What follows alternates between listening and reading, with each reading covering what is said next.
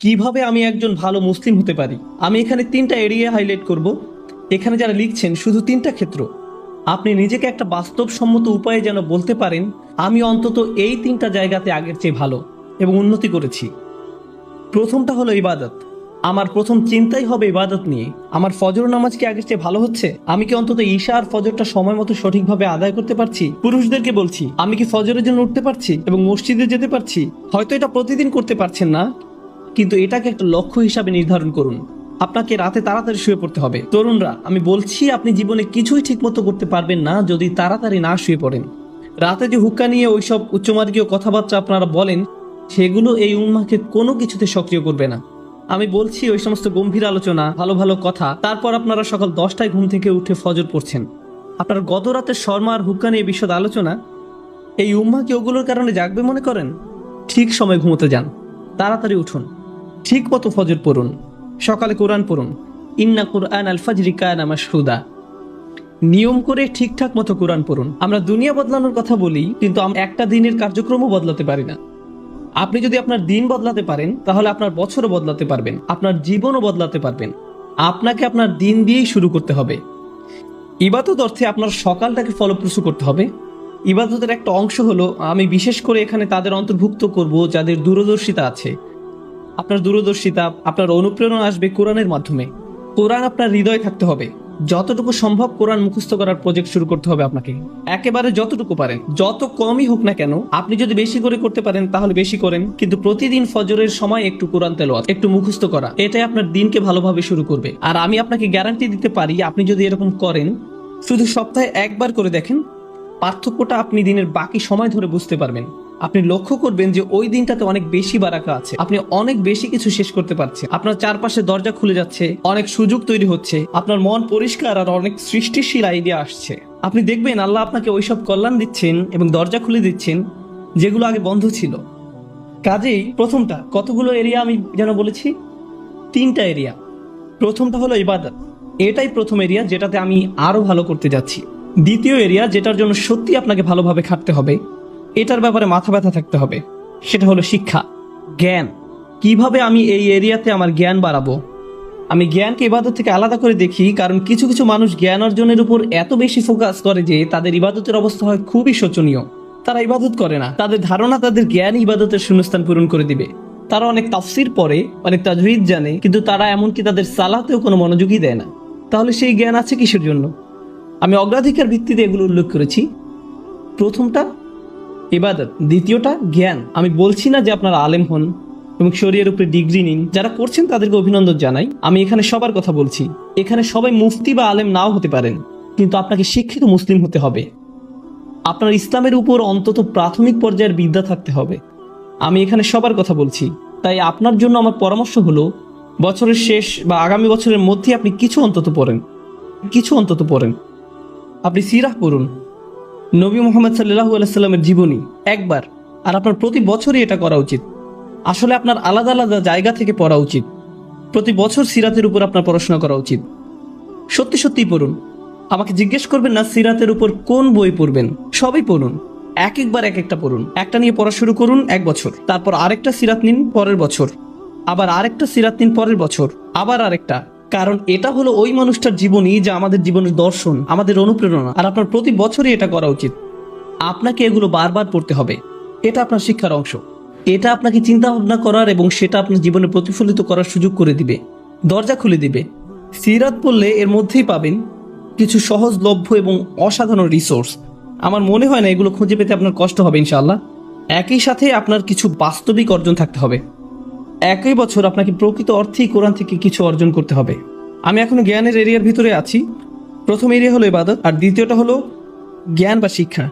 এই এরিয়াতেই আপনাকে কোরআন থেকে কিছু প্রকৃত মুনাফার ক্ষেত্র তৈরি করতে হবে। ধরুন এই বছর আপনি ঠিক করলেন আপনি সূরা কাহফ মুখস্থ করবেন, কাজে এটা একটা লক্ষ্য স্থির করুন। এই বছর আমি সূরা কাহফ মুখস্থ করব। তার মানে হলো আমি এই সূরা মুখস্থ করব, এর অনুবাদ পড়ব, এর তাফসীর পড়ব, এটার শব্দগুলোর অর্থ বুঝব, সূরা কাহফের উপর লেকচারগুলো, প্রবন্ধ, পেপার যাই পাওয়া যায় তার সবই নিব, সবই শেষ করব।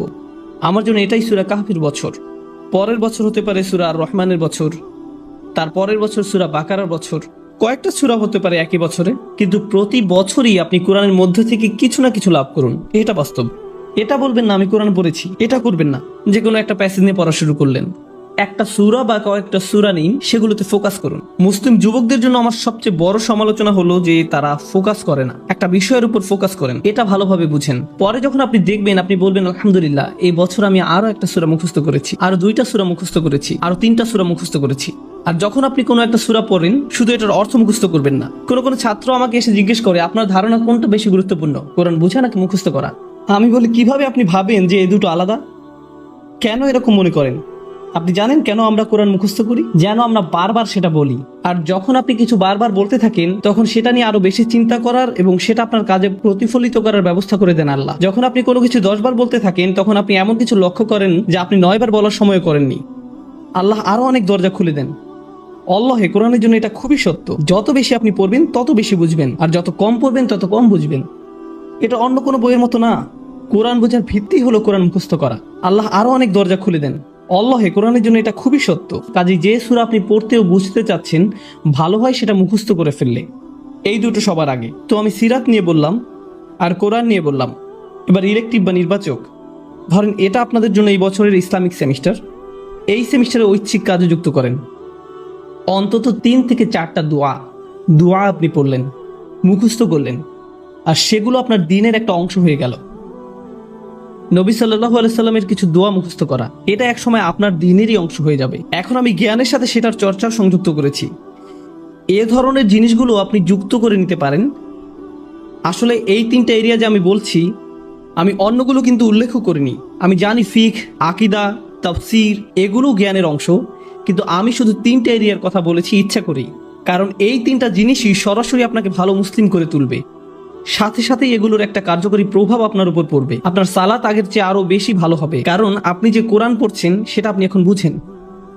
নবী সাল্লাল্লাহু আলাইহি সাল্লামের জন্য আপনার ভালোবাসা বাড়ছে, কারণ আপনি তার জীবনী প্রতি বছর পড়ছেন। কাজেই যতবার আপনি সালাওয়াত পড়বেন, এটা আরো আন্তরিক হবে। এই সালাওয়াত আপনি আরো গভীরভাবে অনুভব করবেন। দোয়ার জ্ঞান আপনাকে আল্লাহর আরো কাছে নিয়ে আসছে, কারণ এখন আপনি জানেন আপনি তার কাছে কি চাচ্ছেন। এটাই হলো জ্ঞান। তো প্রথমটা ছিল ইবাদত, আর দ্বিতীয়টা হলো জ্ঞান। আশা করি আপনারা দেখেছেন কিভাবে আমি এই দুটোকে একীভূত করলাম। যদিও আমি প্রত্যেকটাকে আলাদা রেখেছি, একটা অন্যটাকে সাহায্য করেছে। আপনার জ্ঞান যদি আপনার ইবাদতকে সাহায্য না করে, আমি জানি না সেটা আসলে সত্যিকারের জ্ঞান কিনা। আমি জানি না দিনের ব্যাপারে এটা আসলে সত্যিকারের জ্ঞান কিনা। এরপর আছে তৃতীয় এরিয়া, এটা হলো সার্ভিস বা সেবা। ওইখানে আপনাকে বুঝতে হবে, কিছু সময় ঠিক করে নিতে হবে। সপ্তাহে 1 দিন, হয়তো সাপ্তাহিক ছুটির দিন, কিংবা মাসে 1 বার আপনাকে কিছু সেবামূলক কাজ করতে হবে।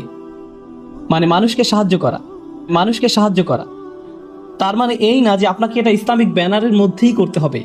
আপনি যদি স্বেচ্ছাসেবা দিতে চান, মানবতার জন্য কিছু করতে চান, এটা দেখতে খুবই ভালো লাগবে যে একজন মানুষকে আপনি সাহায্য করছেন। খুবই ভালো লাগবে। আমাদের সবকিছু নিজেদের ব্যানারেই করতে হবে এমন কোনো কথা নেই। মহৎ উদ্দেশ্যেই ভালো কাজই, সেটা খ্রিস্টানরাই করুক, ইহুদিরাই করুক, আর গেটস ফাউন্ডেশনই করুক, সেটা কোনো ব্যাপার না। যদি উদ্দেশ্য ভালো থাকে, আপনি সেটাই অংশ নিতে পারেন। আসলে ব্যক্তিগতভাবে আমি মুসলিমদেরকে পরামর্শ দেই সেসব ভালো কাজে অংশ নিতে যেগুলো অমুসলিমদের দ্বারা পরিচালিত হয়, যেন তারা দেখে যে মুসলিমরাও এসব ব্যাপারে কেয়ার করে, এবং এর মাধ্যমে তারাও সুযোগ পাবে ইসলামের ব্যাপারে প্রশ্ন করতে। এটা তাদের একটা সুযোগ দেয়। কাজে স্বেচ্ছাসেবা দিন, সাহায্য করুন, এমন কিছুর অংশ হন যেটা আপনার মনপ্রাণে ভালো লাগে। শুধু আপনার জন্যই সেটা করুন, প্রচার করে বেড়াবেন না, এটা নিয়ে টুইট করবেন না, আজকে স্বেচ্ছাসেবা দিয়ে আসলাম, খুবই ভালো লাগছে, আলহামদুলিল্লাহ, বড়াই করছি না, এরকম করবেন না। শুধু আপনার জন্যই করুন। এটা আপনাকে একজন ভালো মানুষ করবে, একজন ভালো ব্যক্তিতে পরিণত হবেন আপনি। আর বাবা মায়েরা, আপনাদের যাদের বাচ্চা আছে, বিশেষত টিন এজ ছেলে মেয়ে, আপনি যদি তাদেরকে এই ধরনের কাজে উৎসাহ দিতে পারেন, কাউকে সাহায্য করার কোনো বিষয়ে জড়িত হওয়া আসলে টিন এজ বাচ্চাদের জন্য খুবই গুরুত্বপূর্ণ। এটা তাদের মানসিক পরিপক্কতা তৈরি হওয়ার একটা অংশ। কারণ টিন এজ তরুণরা, শুধু মুসলিম তরুণরাই না, সাধারণভাবে সব তরুণরাই আত্মনিমগ্ন থাকে। তাদের দুনিয়াটা তাদের নিয়ে। তারা কিভাবে দেখে, তাদের বন্ধুরা, তাদের ফেসবুক স্ট্যাটাস, তাদের কতজন বন্ধু আছে, যাই হোক না কেন, ওই বয়সে এটাই তাদের কাছে গুরুত্বপূর্ণ। তারা খুবই ক্ষুদ্র মনা ধরনের। আপনি যদি ওই বয়সে তাদেরকে এরকম মানসিকতা থেকে টেনে বের করতে পারেন, তাদের নিজেদের বাইরেও অন্য কিছুকেও কেয়ার করতে শিখান, অন্যদের সাহায্য করতে বলেন, মানুষের কষ্ট বা ভোগান্তি আসলে কেমন আর এইসব ক্ষেত্রে সাহায্য করতে বলেন। উদাহরণস্বরূপ, কিছুদিন আগে একটা প্রাকৃতিক দুর্যোগ হলো, একটা ঝড় নিউ জার্সি আর নিউ ইয়র্কে আঘাত করলো। আপনার থেকে খুব একটা দূরে না। ওইখানে সাপ্তাহিক ছুটিতে রেড ক্রস বা অন্য কারোর সাথে যে সাহায্য করতে পারেন, যাদের বাড়িঘর ধ্বংস হয়ে গেছে, গাছপালা রাস্তায় পড়ে আছে, রাস্তা বন্ধ হয়ে গেছে, যেটাই হোক আপনি সাহায্য করে চলে আসেন। আপনি যদি সেটা করেন, আমি আপনাকে বলছি এটা আপনাকে আল্লাহর যত নিকটে নিবে আর কোনো কিছুই ততটা করবে না। আপনি যদি এই তিনটা জিনিস করেন, আপনি তাহলে অন্তত মূল ভিত্তিটা স্থাপন করলেন জীবনে কিভাবে ভালো করা যায়। এটা আপনার জীবনের লক্ষ্য না, অন্তত এগুলো আপনি করতে পারলে জীবনে ভালো কিছু অর্জন করতে পারবেন।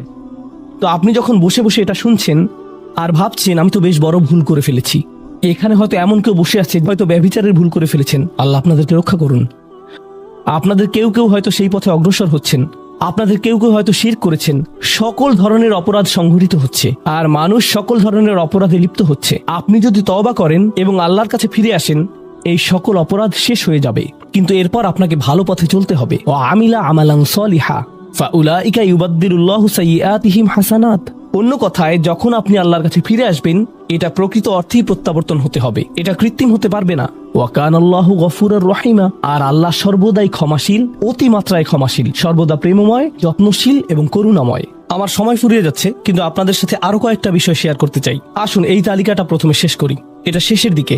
কেউ বলতে পারে যে আমি শিরক করিনি, আমি হত্যা করিনি, আমি জিনাও করিনি, আমি শুধু ছোট বিষয়গুলো করেছি। যেমন আমি ফজরের নামাজ পড়িনি, একদিন ফ্রিজ থেকে আমার ভাইয়ের চকলেট মিল্ক চুরি করে খেয়েছি, বেশ কয়েকবার বাবার সাথে চড়া মেজাজে কথা বলেছি, আরেকদিন একটা পার্টিতে কিছুটা গীবত করে ফেলেছি, কিন্তু আমি হত্যা করিনি। এই তওবা তো আসলেই খারাপ অপরাধীদের জন্য। তাহলে আমার কি হবে? সাধারণ পাপীদের কি হবে?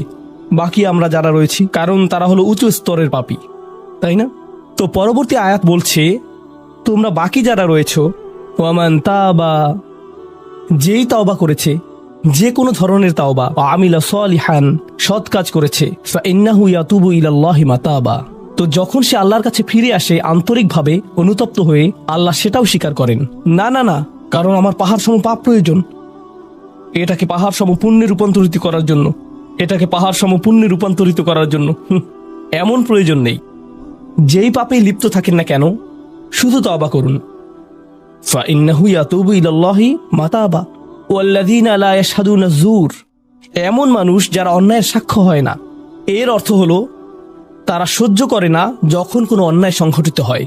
এই মানুষগুলো আল্লাহর কাছে মর্যাদা সম্পন্ন, কারণ তাদের পরিসরে কেউ যখন মানসিকভাবে নির্যাতনের শিকার হয়, কেউ যখন অর্থনৈতিকভাবে নির্যাতনের শিকার হয়, তাদের পরিবারে ধরুন দুই ভাই মিলে কোনো ব্যবসা করে আর তাদের একজন সকল অর্থ আত্মসাৎ করে অন্যজনকে বঞ্চিত করে, যার ফলে আদালতে গিয়ে এখন একে অপরের বিরুদ্ধে অবতীর্ণ। সেখানে আপনার হয়তো কোনো এক পক্ষের সাথে সম্পর্ক রয়েছে, আপনি নিশ্চুপ দাঁড়িয়ে থেকে অন্যায় হতে দিবেন না। আপনি এটা হতে দিবেন না। যদি এটা আপনার নিজের বাবার বিরুদ্ধেও যায়, যদি এটা আপনার স্বামী স্ত্রী বা সন্তানদের বিরুদ্ধেও যায়, আপনি অলসভাবে দাঁড়িয়ে থেকে অন্যায়কে সহ্য করবেন না, আপনি প্রতিবাদ করবেন। কমপক্ষে এর নীরব অংশীদার হবেন না, আপনি সে স্থান ত্যাগ করবেন। এর সাথে আমার কোনো সম্পর্ক নেই, আমি এর অংশ হতে চাই না। লা ইয়াশহাদুনা যুর, এর আরেকটা অর্থ হলো তারা মিথ্যা সাক্ষ্য প্রদান করে না। কখনো আপনার উপর চাপ থাকে এমন মানুষের পক্ষ অবলম্বন করার জন্য যারা অন্যায়কারী। আপনি জানেন যে তারা অন্যায়কারী, কিন্তু তারা বলে পরিবার আগে ভাই, অথবা বন্ধুত্ব সবার আগে। আর আপনি যদি এটা করেন, যদি আপনার আনুগত্য ভুল স্থানে প্রদান করেন, এটা জেনে শুনে যে আপনি ভুল, তাহলে এটা লা ইয়াশহাদুনা যুর এর লঙ্ঘন। আয়াতটির দ্বিতীয় অংশ, ওয়া ইযা মাররু বিল্লাগwi মাররু কিরামা, এটাও অসাধারণ। এই আয়াতে আল্লাহর কাছে আপনাকে অসাধারণ বানিয়েছে কোনটি? আপনি একটা আসরে রয়েছেন, বন্ধুরা সবাই ঘুরে বেড়াচ্ছে, অথবা আপনি হয়তো কোনো হোয়াটসঅ্যাপ গ্রুপে আছেন। আজকাল যোগাযোগের বিভিন্ন মাধ্যম রয়েছে, আর এই সকল যোগাযোগের মাঝে মানুষ যুক্তিহীন কথা বলে থাকে। মানুষ একে অপরের বিরুদ্ধে গীবত করে, তারা একে অপরের প্রতি বিদ্রূপ করে, তারা একে অপরের সময় নষ্ট করে। আর আপনি এর সাথে কোনো সম্পর্ক রাখতে চান না, তো আপনি কি করবেন? আপনি আসরটি ত্যাগ করবেন। কিন্তু আপনি প্রথমে একটা লেকচার দিবেন না যে এগুলো সবই অর্থহীন, তোমরা নিজেদের সময় নষ্ট করছো, আস্তাগফিরুল্লাহ, আমি তোমাদেরকে আল্লাহর দিকে ডাকছি এবং তওবা করতে আহ্বান জানাচ্ছি, তোমরা এই ভিডিওটি দেখো, আমি এই আসর ত্যাগ করছি না। অথবা আপনি কোনো পার্টিতে রয়েছেন আর বললেন আস্তাগফিরুল্লাহ, তোমরা সবাই গীবত করছো, আমি এখান থেকে চলে যাচ্ছি। ওয়া ইযা মাররু বিল্লাগwi মাররু কিরামা, যখন তারা এই ধরনের আসরের পাশ দিয়ে যায়, যখন তারা এই ধরনের পরিস্থিতির সম্মুখীন হয়, তারা সেখান থেকে বেরিয়ে আসে সম্মানজনক উপায়ে, মাররু কিরামা। অন্য কথায়, তারা তাদের নিজস্ব মর্যাদা রক্ষা করে। তারা এমন অবস্থায় পড়ে না যা অন্যদেরকে এবং তাদের নিজেদেরকে অপমানিত করে, আর এই প্রক্রিয়ায় তারা অন্য কাউকে খারাপ বোধও করায় না। তারা সম্মানজনক অজুহাত তৈরি করে এবং নিজেদেরকে সেই পরিস্থিতি থেকে বের করে আনে। ওয়াইদা মাররু বিল্লাগহি মাররু কিরামা। আর সবশেষে ওয়াল্লাযীনা ইযা যুকিরু বিআয়াতি রাব্বিহিম লাম ইয়াখিরু আলাইহা। আসলে এখনো শেষ হয়নি, আপনাদের ভালো বোধ করার জন্য বললাম। ওয়াল্লাযীনা ইযা যুকিরু বিআয়াতি রাব্বিহিম লাম ইয়াখিরু আলাইহা সুম্মান ওয়া উমিয়ানান। এটা জুমায় অংশগ্রহণকারীদের জন্য। যখন তাদেরকে স্মরণ করিয়ে দেয়া হয়, তারা অন্ধ এবং বধিরের মতো পড়ে থাকে না। অন্য কথায় তারা সেগুলো উপেক্ষা করে না, তারা সেগুলোকে হালকাভাবে গ্রহণ করে না। তারা কিছু শোনার পর বলে না যে হ্যাঁ, এটা আমার সম্পর্কেই বলেছে, এটা ঠিকই আমার বিবেককে আঘাত করেছে, কিন্তু আমি ভুলে যাব যে এটা আমি শুনেছি। আমি ভান করব যে এটা আমার সম্পর্কে না এবং এটা নিয়ে চিন্তা করব না। তারা ইচ্ছাকৃত বধির না, আর তারা ইচ্ছাকৃতভাবে অন্ধও না। সেই স্মরণিকার প্রতি যা তাদেরকে প্রদান করা হয়েছে, এটা ছিল আপনার সম্পর্কে, এটা ছিল আপনার কার্যকলাপ সম্পর্কে, আপনার উদ্দেশ্য সম্পর্কে। আর এখন আপনি এটা আর নিতে পারছেন না, কারণ আপনি পরিবর্তিত হতে চান না। বাল ইউরিদুল ইনসানু লিয়াফজুরা আমামাহ। মানব জাতি শুধু তার সামনে যা রয়েছে তাতে নিমজ্জিত হয়ে যেতে চায়। প্রলোভনগুলো এতটাই মজবুত। আর কোরআন উলিন নুহা সম্পর্কে বলছে, তারা এমন মানুষ যারা নিজেদেরকে সংযত করতে পারে।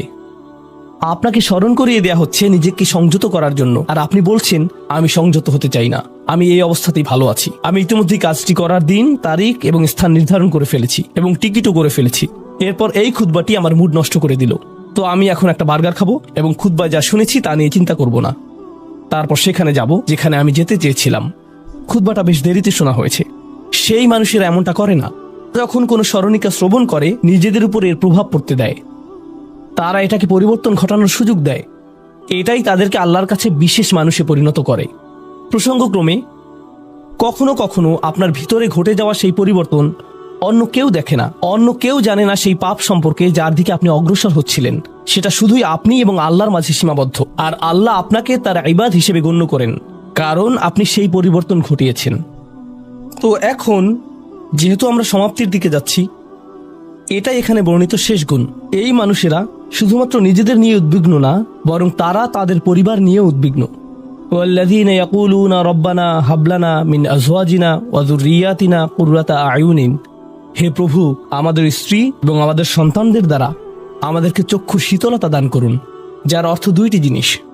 আমি জটিলতা পরিহার করে আপনাদেরকে সরলভাবে কুররাতা আয়ুনিন এর অর্থ বুঝিয়ে বলছি। প্রথম অর্থ হলো, ইয়া আল্লাহ, অন্য সকল কিছু আমাকে পীড়িত করে, অন্য সকল কিছু আমাকে অসুবিধায় ফেলে, কিন্তু যখন আমি আমার স্ত্রীর কাছে আসি এবং আমার সন্তানদের কাছে আসি, ইয়া আল্লাহ, এই স্থানটিকে আমার জন্য প্রশান্তিদায়ক করে দিন। আমার সকল অসুবিধা দূর হয়ে যায় যখন আমি আমার স্ত্রীর দিকে তাকাই। আমার সকল অসুবিধা দূর হয়ে যায় যখন আমি আমার সন্তানদের সাথে থাকি। ইয়া আল্লাহ, আমার স্ত্রী এবং আমার সন্তানদের মাঝে এটা প্রদান করুন, অথবা আমার স্বামী এবং আমার সন্তানদের মাঝে এটা প্রদান করুন। কুররা শব্দটির দ্বিতীয় অর্থটি এসেছে করার থেকে। করার অর্থ যখন আপনার চোখ কোথাও আটকে যায়। ইয়া আল্লাহ, আমার স্ত্রীর প্রতি আমার ভালোবাসা এতটাই সৃষ্টি করে দিন যাতে আমি তার উপর থেকে চোখ ফিরাতে না পারি। ইয়া আল্লাহ, আমার সন্তানদের নিয়ে আমাকে এতটাই আনন্দিত করে দিন এবং এতটাই ভালোবাসাপূর্ণ করে দিন যাতে আমি তাদেরকে অন্যদের সাথে তুলনা না করি।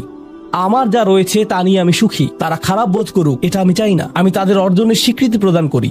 আমাকে সেই সামর্থ্য দান করুন যাতে স্ত্রী এবং সন্তানদের মাঝে কুররাতু আয়ুন খুঁজে পাই। আমাকে একটি মজবুত পরিবার দান করুন এবং আমাকে আমার পরিবারের প্রতি সন্তুষ্ট করে দিন। আপনাদের অনেকের জন্য একমাত্র দুশ্চিন্তার বিষয় হলো স্ত্রী এবং সন্তান। এই দোয়া অনুযায়ী দুশ্চিন্তার একমাত্র উপশমকারী হওয়া উচিত স্ত্রী এবং সন্তান। আর আপনি নিজে চেষ্টা না করে শুধু আল্লাহর কাছে কিছু চাইতে পারেন না, কারণ আল্লাহ বিশেষ কোনো বৃষ্টি আপনার পরিবারের উপর বর্ষণ করবেন না, যার ফলে আকস্মিকভাবে আপনি আপনার স্ত্রীকে ভালোবাসতে শুরু করবেন। এর জন্য চেষ্টা করতে হবে। আপনার সন্তানদের সাথে সম্পর্ক উন্নয়নের জন্য আপনাকে চেষ্টা করতে হবে। এটা রাতারাতি ঘটবে না। এটা এমন জিনিস যাতে আপনাকে এবং আমাকে বিনিয়োগ করতে হবে। তো আল্লাহ আমাদেরকে সামর্থ্য দান করুন যাতে আমরা শুধুমাত্র মুখে এই দোয়া করে ক্ষান্ত না হই, বরং দোয়াটি যাতে বাস্তবায়িতও করতে পারি। কারণ আল্লাহ প্রচেষ্টার বিষয়ে জিজ্ঞেস করবেন। এমনকি সেই বিখ্যাত দোয়াটির শেষেও এটা এসেছে, রব্বানা আতিনা ফিদ দুনিয়া হাসানা ওয়া ফিল আখিরাতি হাসানা ওয়া কিনা আযাবান নার। বিখ্যাত একটি দোয়া, তাই না? আমাদেরকে এই জীবনের সর্বোচ্চটা দান করুন, পরের জীবনেরও সর্বোচ্চটা দান করুন, আমাদেরকে জাহান্নামের শাস্তি থেকে রক্ষা করুন। এরপরে আল্লাহ কি বলছেন?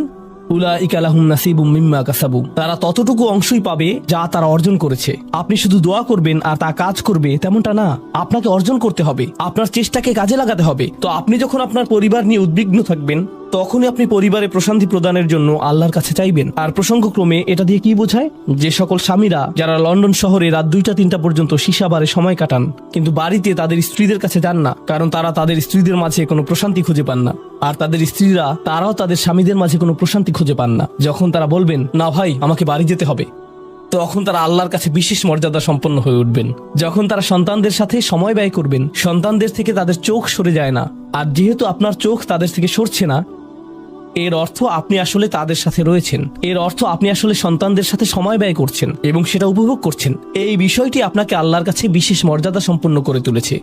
তাদের জন্যই উলাইকা ইউজজাউনাল গুরফাতা বিমা সাবারু। আর আমাদেরকে মুত্তাকিনদের নেতা হিসেবে কবুল করুন, সৎকর্মশীলদের নেতা হিসেবে কবুল করুন। আমাদের সন্তানদেরকে ভালো সৎকর্মশীল জীবন দান করুন, যার ফলে যখন আমি আপনার সম্মুখে দাঁড়াবো, ইয়া আল্লাহ, আমার পরিবারের সদস্যদের কাজের কারণে আমার সৎকর্মের পরিমাণ শুধু বৃদ্ধিই পাবে। এখন এই সব কিছুর পরে উলাইকা ইউজজাউনাল গুরফাতা বিমা সাবারু, এই মানুষদেরকে প্রদান করা হবে সুউচ্চ প্রাসাদ, তারা যে ধৈর্য প্রদর্শন করেছে তার প্রতিদান স্বরূপ। লক্ষ্য করুন, এখানে আল্লাহ বলছেন তারা যে ধৈর্য প্রদর্শন করেছে তার প্রতিদান স্বরূপ। আপনি যদি এই তালিকার প্রথমে যান, যারা তাদের জিহ্বা সংযত করে, যখন মূর্খ লোকেরা তাদের সাথে কথা বলে তারা বিনয়ী, তারা জিহ্বা সংযত করে, যারা আল্লাহ ছাড়া অন্য কারো ইবাদত করে না, যারা আল্লাহর ইবাদত করে রাতের গভীরে। এই তালিকাটি যা আমরা আলোচনা করলাম, তাদের প্রত্যেকেরই প্রয়োজন অধ্যাবসায়, মজবুতি, দৃঢ়তা এবং প্রতিজ্ঞা। আর সবর শব্দটি দিয়ে এটাই বোঝায়। এই মানুষগুলো পুরস্কৃত হবেন তারা যে দৃঢ় প্রতিজ্ঞা দেখিয়েছেন তার জন্য। তারা এর জন্য প্রতিজ্ঞাবদ্ধ ছিলেন। ওয়ায়ুলাক্কাউনা ফিহা তাহিয়াতান ওয়া সালামা, তাদেরকে সেখানে অভ্যর্থনা করা হবে অভিবাদন ও সালাম সহকারে। আল্লাহ তাদের জন্য অভিবাদন প্রেরণ করবেন। আল্লাহ শুধুমাত্র তাদেরকে ভালোবাসবেন না, বরং তিনি তাদেরকে এখন সম্মানিতও করছেন। এরা হলেন আল্লাহ কর্তৃক বিশেষ পুরস্কার প্রাপ্ত। খালিদিনা ফিহা হাসুনাত মুস্তাকাররা ওয়া মুকামা, তারা অবিশ্বাস্য সেই সম্মানের মাঝে এবং সেই সুউচ্চ প্রাসাদের মাঝে চিরকাল থাকবেন। কি চমৎকার স্থান! স্বল্পকালীন এবং চিরকালীন অবস্থানের জন্য। তো আল্লাহ এটাকে জাহান্নামের সাথে তুলনা করেছেন, তাই না? জাহান্নামীরা বলবে, আমি এখানে স্বল্পকালের জন্যও থাকতে চাই না, চিরকালের জন্যও থাকতে চাই না। আল্লাহ বলেছেন, জান্নাতের স্বাদ যদি তুমি সামান্য পরিমাণেও পাও, তুমি এটা আকাঙ্ক্ষা করবে, তুমি এটা চিরকালের জন্য চাইবে। আল্লাহ আমাদের সকলকে চিরকালের জন্য জান্নাতে প্রবেশ করান। আমরা সর্বশেষ আয়াতে এসেছি। আমি জানি যে আমি অতিরিক্ত সময় নিয়েছি, প্রশ্ন উত্তরের জন্য আপনাদের কিছুটা সময় আমার দেওয়া উচিত। আমার আর 4-5 মিনিট প্রয়োজন। শেষের এই আয়াতটি গভীর তাৎপর্যপূর্ণ। এই সূরাটির শেষ আয়াত, এটা এই অনুচ্ছেদটিরও শেষ আয়াত। এই তালিকা যা আপনাকে বিশেষ মর্যাদা সম্পন্ন করবে, তার সাথে এর কোনো সম্পর্ক নেই। আয়াতটি কুরাইশ এবং গোটা মানব জাতিকে উদ্দেশ্য করে বলা হয়েছে। আর রাসূলকে বলা হলো যে কিভাবে সৃষ্টিকর্তার নৈকট্য অর্জন করা যাবে। এই তালিকা যেহেতু এখন প্রদান করা হলো, তাহলে আর সমস্যা কোথায়? কুল মা ইয়াবাউ বিকুম রাব্বি লাউলা দুআউকুম ফাকাদ কাযাবতুম ফাসাউফা ইয়াকুনু লিজামা। এই আয়াতটিকে ব্যাখ্যা করার বেশ কয়েকটি দৃষ্টিভঙ্গি রয়েছে। আমি সরলভাবে এর কয়েকটি আপনাদের সাথে শেয়ার করতে চাই। সময় স্বল্পতার কারণে আমি ভাষাতাত্ত্বিক আলোচনায় যাব না। আমি শুধু অন্তর্নিহিত অর্থগুলোর সহজ বাংলা বর্ণনা করব। আল্লাহ একদিকে বলছেন, আল্লাহর সম্মুখে তোমাদের কি গুরুত্ব আছে, আল্লাহর সামনে তোমাদের কি মূল্য আছে, তোমরা কি মনে করো, তোমরা যখন আল্লাহর সামনে উপস্থিত হবে কি মূল্য তোমাদের থাকবে। মানব জাতি হিসেবে তোমাদের একটা মর্যাদা দেয়া হয়েছে যা অন্য কাউকে দেয়া হয়নি। দুআউকুম, তোমরা নিজেদের ইচ্ছায় আল্লাহকে ডাকতে পারো। আল্লাহকে ডাকতে হলে তোমাদের নিজস্ব ইচ্ছা শক্তিকে প্রয়োগ করতে হয়। পাহাড়, গাছ, পাখি, তাদের কোনো নিজস্ব ইচ্ছা নেই, তারা আল্লাহকে ডাকতে বাধ্য। ওয়া ইম মিন শাইইন ইল্লা ইউসাব্বিহু বিহামদিহি ওয়ালাকিন লা তাফকাহুনা তাসবিহাহুম। তোমরা আল্লাহর কাছে মূল্যবান যদি একটি জিনিস না থাকে, আর তা হলো তোমাদেরকে বাছাই করা হয়েছে তাকে ডাকার জন্য, কিন্তু তোমরা সেই দায়িত্বকে পরিত্যাগ করেছো। ফাকাদ কাযাবতুম, আল্লাহকে ডাকার এই আমন্ত্রণকে তোমরা মিথ্যা সাব্যস্ত করেছো। ফাসাউফা ইয়াকুনু লিজামা, এই শাস্তি তোমাদেরকে পরিত্যাগ করবে না। এটা হবে এমন জিনিস যা থেকে তোমরা মুক্ত হতে পারবে না। এটা প্রথম অর্থ। আয়াতটির আরেকটি অর্থ হলো, আল্লাহ কাফেরদের এবং যারা সকল ধরনের পাপ কাজ করে তাদেরকে বলছেন, আমার কাছে তোমাদের কোনো মূল্য নেই। আর তোমাদের এখনো টিকে থাকার একমাত্র কারণ হলো তোমাদের মধ্যে কিছু মানুষ রয়েছে যারা এখনো আমাকে ডাকে। পৃথিবীর বুকে এখনো কিছু ইমানদার রয়েছে যারা এখনো আল্লাহর উদ্দেশ্যে ক্ষমা প্রার্থনা করে, আর তারাই একমাত্র কারণ যে জন্য তোমরা এখনো বেঁচে আছো। আয়াতের তৃতীয় অর্থটি কাফেরদের উদ্দেশ্যে এবং এমন মুসলিমদের উদ্দেশ্যে যারা আল্লাহ থেকে অনেক দূরে রয়েছে, তাদের জন্য এটা প্রযোজ্য। আল্লাহ বলেছেন, তোমাদের কি মূল্য রয়েছে আমার কাছে? তোমরা নামাজ পড়ো না, তোমরা আনুগত্য করো না, তোমরা হালাল উপার্জন করো না, তোমরা সকল আদেশ লঙ্ঘন করো, কিন্তু কোনো কারণে মরিয়া হয়ে যদি তুমি আমাকে ডাকো, তারপরও আমি তোমাকে যথাযোগ্য মূল্যায়ন করব। এখনো তোমাকে সুযোগ দিয়ে যাচ্ছি, লাউলা দুআউকুম। কিন্তু মোটের উপর তুমি এখনো এই সকল কিছুকে মূল্যহীন বিবেচনা করছো। তুমি স্বীকার করছো না যে আমি তোমাকে যা কিছু দিয়েছি এবং যা কিছু করতে বলেছি তা আসলে তোমার কাছে অর্থবহ। তুমি এই সকল কিছুকে মূল্যহীন এবং মিথ্যা বিবেচনা করছো। তোমার এই স্বভাব পরিবর্তন করো, কারণ শীঘ্রই এটা স্থায়ীভাবে লেগে থাকা শাস্তিতে পরিণত হবে। আল্লাহ এটা বলেননি যে তোমাকে শাস্তি দেয়া হবে, বরং তিনি বলেছেন শীঘ্রই তোমাকে শাস্তি দেয়া হবে, শীঘ্রই তুমি এটা থেকে আর মুক্ত হতে পারবে না। অর্থাৎ তোমার জন্য এখনো সুযোগ রয়েছে, বদলে যাও। আয়াতটির আরেকটা অর্থ হলো, হে কুরাইশরা, যদি আল্লাহ তোমাদেরকে কোরআনের মাধ্যমে আহ্বান না করতেন তাহলে অন্য কোন জিনিস তোমাদেরকে মূল্যবান সাব্যস্ত করত? আল্লাহ তোমাদেরকে এই কিতাবটি দিয়ে সম্মানিত করেছেন, আর সর্বোপরি আল্লাহ আপনাকে এবং আমাকে এই কোরআন দিয়ে সম্মানিত করেছেন। তারপরেও তোমরা এটাকে সম্পূর্ণরূপে অগ্রাহ্য করছো। তোমরা এই কিতাবের কোনো মূল্যায়ন করছো না, আল্লাহর এই বাণীকে মূল্যায়ন করছো না। এখনো সময় আছে, নিজেকে সংশোধন করো এবং আল্লাহ তার কথা বলার জন্য যে তোমাদেরকে বেছে নিয়েছেন তার গুরুত্ব অনুধাবন করো। আয়াতটির সর্বশেষ অর্থ, আল্লাহ তোমাদেরকে শাস্তি দেওয়া পছন্দ করেন না। আয়াতাংশটির ভাষাতাত্ত্বিক একটি অর্থ হলো, তোমাদেরকে শাস্তি দেওয়ার জন্য আল্লাহ আগ্রহী নন। তার কোনো উদ্দেশ্য এবং আকাঙ্ক্ষা নেই তোমাদেরকে শাস্তি দেওয়ার। কিন্তু আল্লাহ ছাড়া অন্য কাউকে ডাকার যে অপরাধ তোমরা সংঘটিত করেছো তা এতই বড় যে এর জন্য শাস্তি দিতেই হবে। অন্য কথায় আল্লাহ আপনাকে শাস্তি দিচ্ছেন যদিও তিনি চান না। মা ইয়াফআলুল্লাহু বিআযাবিকুম, তোমাদেরকে শাস্তি দিয়ে আল্লাহর কোনো প্রাপ্তি নেই। আপনাকে শাস্তি দিয়ে আল্লাহর কি পাওয়ার আছে? আল্লাহ এখানে বলছেন, আমি তোমাদেরকে শাস্তি দিতে চাই না, কিন্তু তোমাদের অপরাধগুলো অনেক বড়, আর শীঘ্রই এই শাস্তি স্থায়ী হয়ে যাবে। এই মুহূর্তে এগুলো অস্থায়ী, তোমরা এগুলো মুছে ফেলতে পারো। তাই এখনো ফিরে আসো, আল্লাহর দিকে ফিরে আসো। আমাদেরকে এই সকল সুযোগ দেবার পর শুধুমাত্র তার কাছে ফিরে আসাই না, বরং তার নৈকট্য লাভের সুযোগ দেওয়ার পর সবশেষে তিনি বলছেন, কেন তোমরা শাস্তি পেতে চাও? আমি তো তোমাদেরকে শাস্তি দিতে চাই না, তোমরা শুধু ফিরে আসো। আল্লাহ সহজ করে দিন যাতে আমরা এই বিষয়গুলোকে হৃদয়ের গভীর থেকে অনুধাবন করতে পারি, এবং তিনি আমাদেরকে তাদের অন্তর্ভুক্ত করুন যাদের প্রভাবে চারপাশের পথভ্রষ্ট মানুষদের এবং চারপাশের আল্লাহর অবাধ্য মানুষদের হৃদয়ও কোমল হয়ে যায়।